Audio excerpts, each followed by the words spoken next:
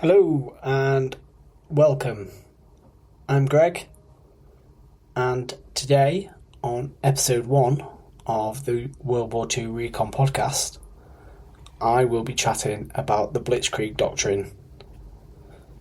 But before we get started, I just have a few things I'd like to say. I am so thankful over the past 2 years, the amount of support that I've received on my WW2 Recon pages across various social media platforms.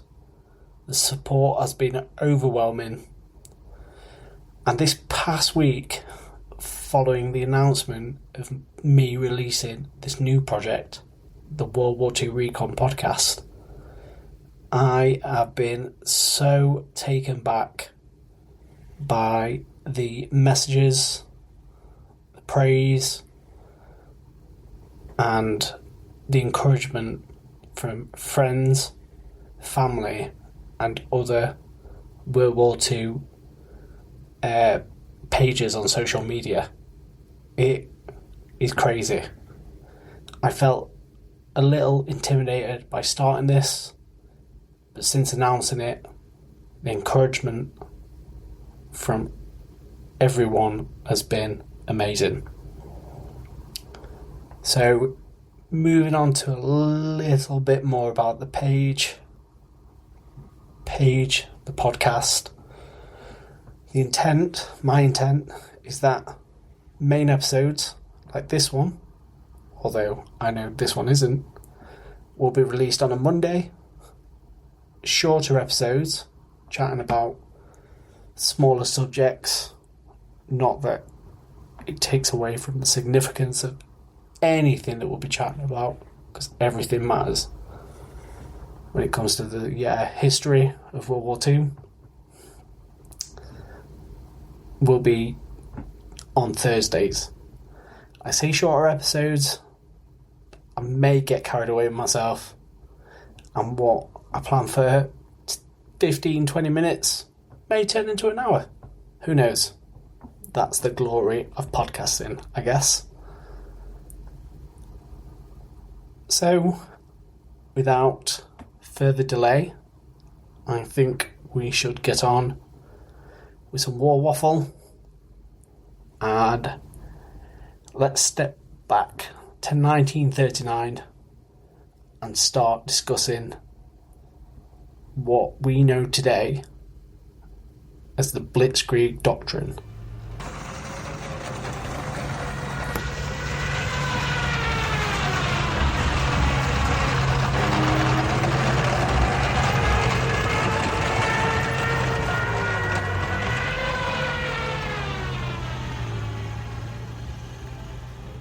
So, let's imagine we're in the fields of Poland in September 1939 and something terrifyingly fast, steel that is approaching us with speed, and it defies everything we know at this moment in the doctrines of war. So, the press called it Blitzkrieg, which was known as the Lightning War, translates to Lightning War. A name that becomes legend to this day. Would it surprise you if I said that Hitler called the term Blitzkrieg an idiotic word? A completely idiotic word. Blitzkrieg was never something that the Wehrmacht used or was official doctrine. I'm going to butcher this, but they actually used what was the Bewegungskrieg, or War of Movement. Blitzkrieg was actually coined by Western media in 1939.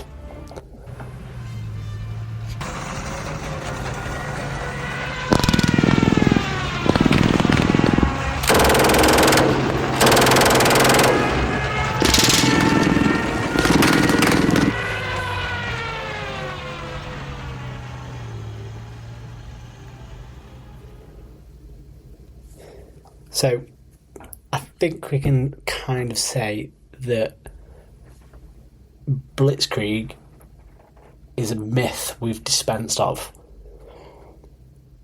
Sort of. It wasn't a grand pre-planned official doctrine of the army like you may be led to believe. Doesn't appear in any other field manuals. It was a term created by the Western journalists, probably trying to make sense of the speed of how quick the Polish forces and then through the low-lying countries and into France, how quickly they all sort of fell in the campaigns over the years, well, the first 2 years. The Germans, using their own term, manoeuvre warfare, and it was kind of an historical thing. It ran back to 19th century Prussian military theorist Karl von Clausewitz and his concentration principle. This idea of focusing all your strength on a single decisive point, the Schwerpunkt. Hope I've done that justice and pronounced it right. After the humiliation of the Treaty of Versailles, the new German army, the Reichswehr, was small, and like many small armies, they couldn't afford a war of attrition. They had to box clever. Men like General Hans von Specht championed speed and mobility, and there's one other man that would come to the fore during these early years, and that is Heinz Guderian. He was the prophet of this new way of war. Guderian could see the potential of the tank, but not as a support weapon, as we may know it, but as the tip of the spear. In his 1937 book, Achtung Panzer, he laid out the vision of independent mass tank divisions punching a hole in the enemy line and racing deep into the rear.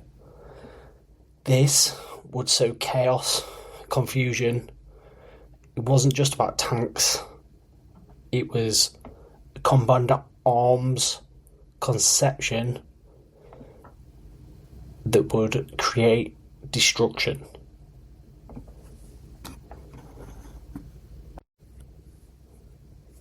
First, the spearhead that would go in would be the Panzer divisions.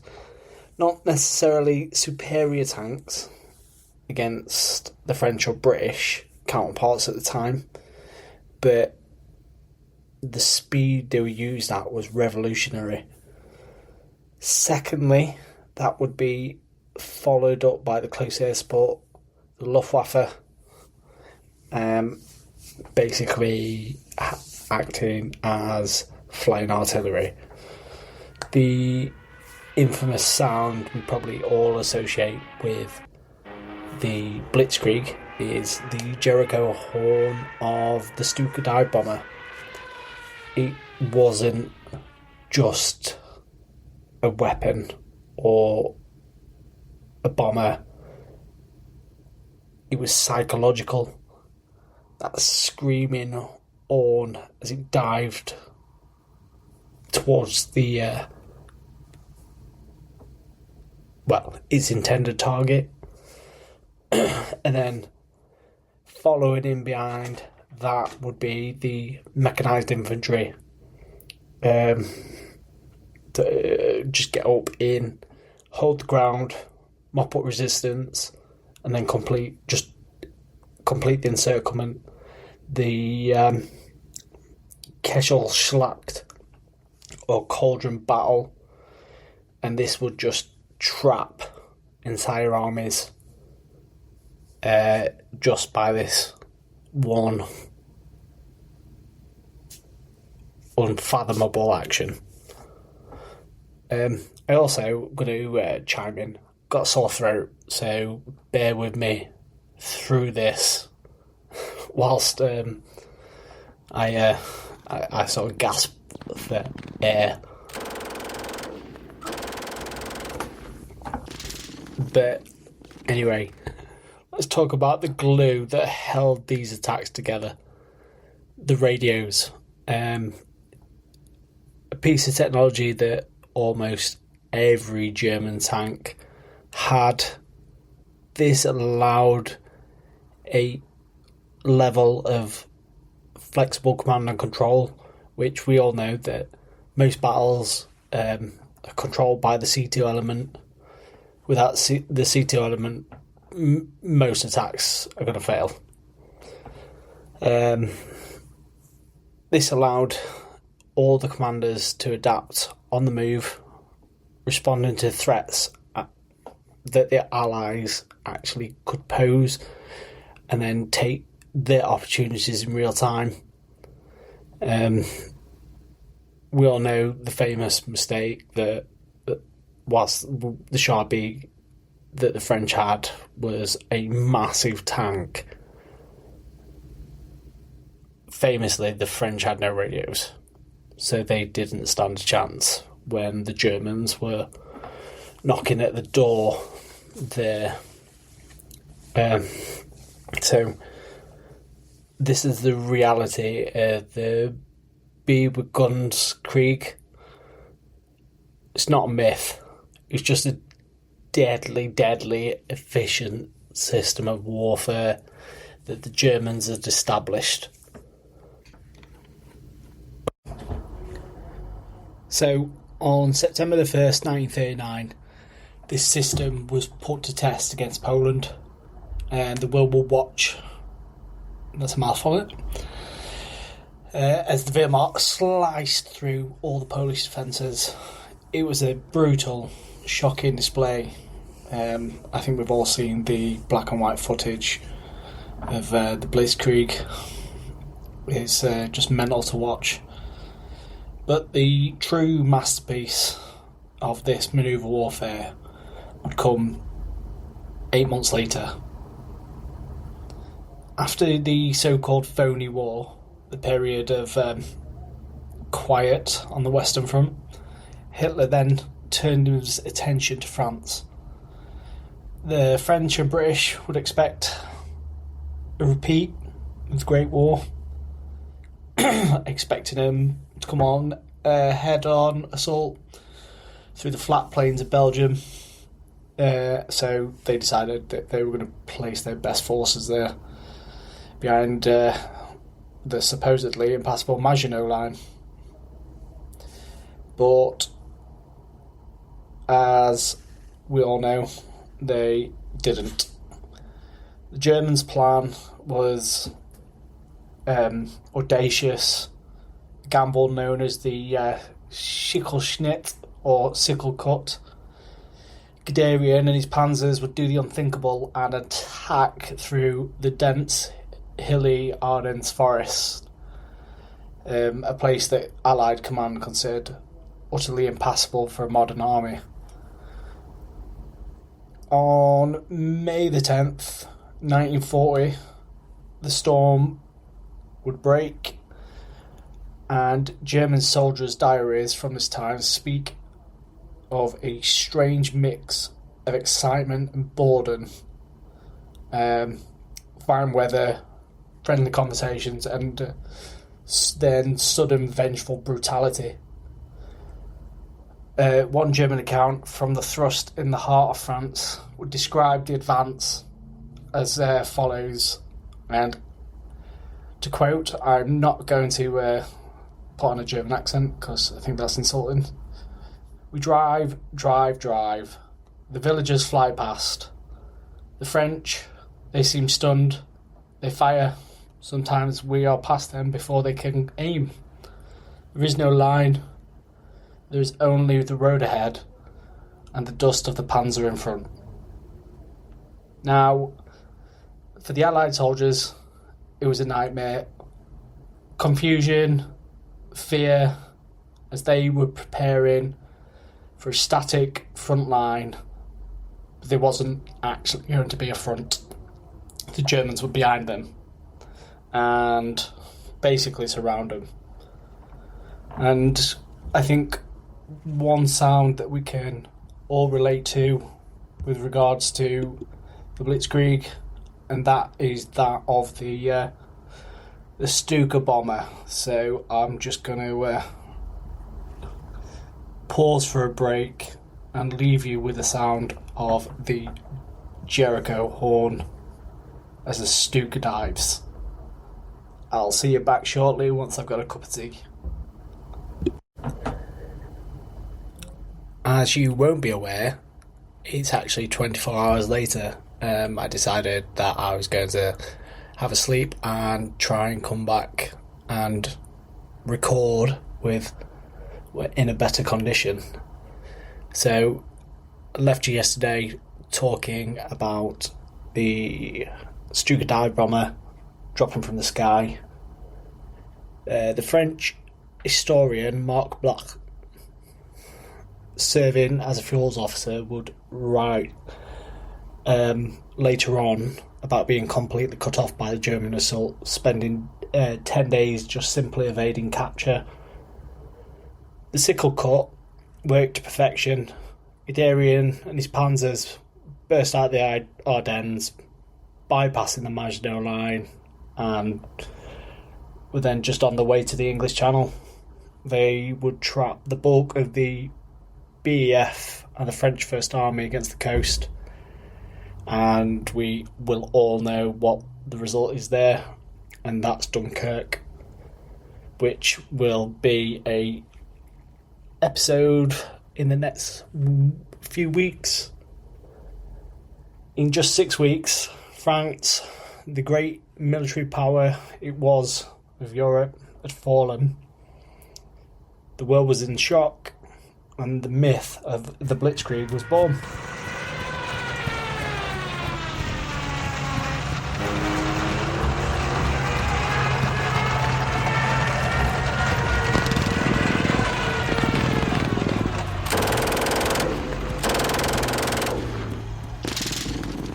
So for 2 long years, the Blitzkrieg would seem unstoppable. Many victories had been racked up by the German forces: Poland, Denmark, Norway, Belgium, Netherlands, France, the Balkans, and let's not forget North Africa. The Wehrmacht would look unstoppable and invincible force, but this doctrine had a fatal flaw. It was designed for short and decisive campaigns against the enemy with limited territory and resources. It relied on knocking the enemy off balance psychologically. That would then cause a swift collapse. What would happen when it faced the enemy that refused to collapse? And an enemy with a near limited space? Well, we would find out when the Germans turned east for Operation Barbarossa.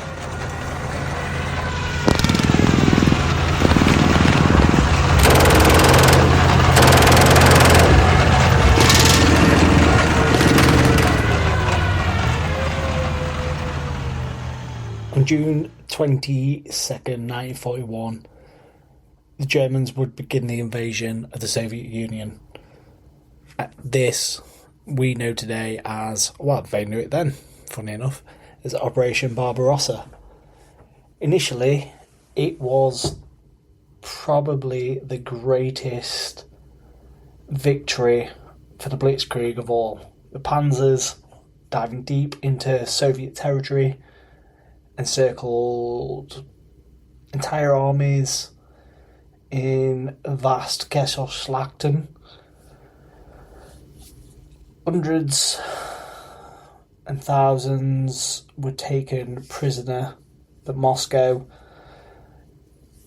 just remained that little bit out of the Germans' grip. That ultimate prize just wasn't achieved. The vast distances of the Russian steppe stretched all of German supply lines to the breaking point, and we all know that the army runs off the supply chain behind it, so the front line needs that supply chain to keep up. And as the seasons turned, the autumn rains would turn the roads to mud, slowing the advance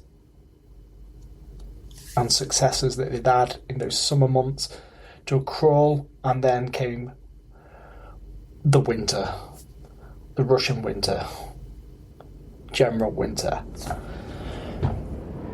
So the Blitzkrieg machine literally froze.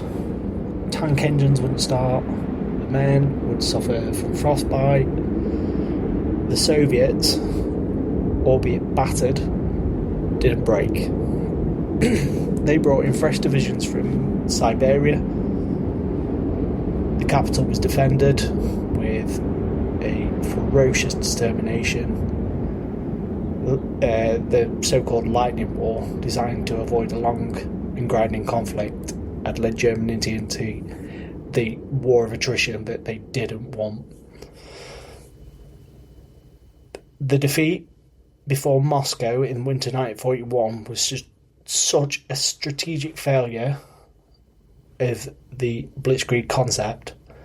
The myth of the invincibility was shattered in the Russian snow.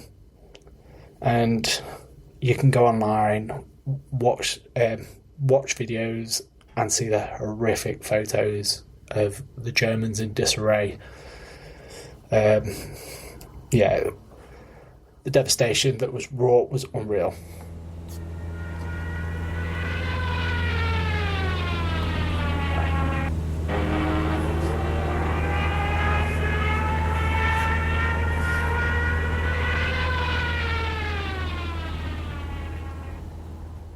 So the proverbial ghost of the Blitzkrieg concept would live on. The Allies, having learned hard lessons during 1940, would begin to adopt their basic principles. They would develop their own combined arm tactics using air power, artillery and mobile armour in devastating coordination. This would be seen during North Africa, Normandy, and then they basically would turn the lightning wall on the creators. The core principles: speed, surprise, overwhelming concentrated force, and combined arms synergy are fundamental to the military doctrine today. I suppose echoes of Guderian's theories could be seen in Israeli tactics in the 6-Day War. Then we move forward, we go into the shock and awe that was seen from the Americans during Gulf War. Let's come even modern to 2022. The Russians, the speed that they entered Ukraine, won't go too much into that, but the speed they entered Ukraine was quite unreal, diving across the border. I think that's one that's quite fresh in all of our minds. So let's have a final verdict on Blitzkrieg. While it's not a magical formula or an official German strategy, it was, however, dynamic and a very revolutionary approach to manoeuvre warfare. You can't argue that it was executed brilliantly by the skilled commanders like Guderian and Rommel. against opponents that just weren't ready for him, psychologically or strategically. Just look at how the French and British placed the forces. So it was a weapon, I think, perfectly suited to that specific time and place. But when the conditions changed, as in Russia and the Russian winter hit the German forces, and they had just had too much distance to move, and the Russians just wouldn't falter or shatter, it just fizzled out. The storm of steel that I mentioned in that sort of first opening bit, albeit I couldn't breathe yesterday, they conquered a continent but found itself just lost in the winter of war. It just couldn't win it.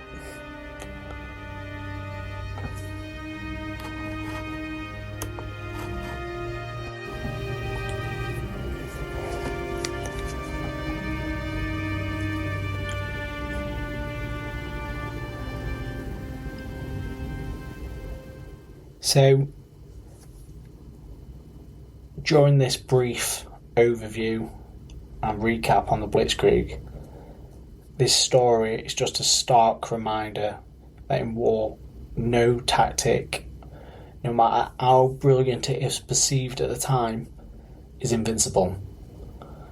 It is, however, a story of innovation, of hubris, and of the terrible, swift violence that changed our world forever.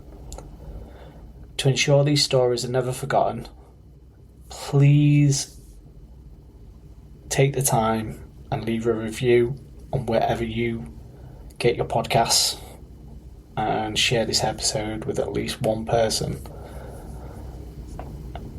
I appreciate all the support that I've received over the years, and certainly in this last week on announcing the release of the podcast. I hope that many of you will join me in this journey on future episodes to discuss subjects of your choice. I would love to build a community from this. On that note, I will say goodbye and thank you for tuning in.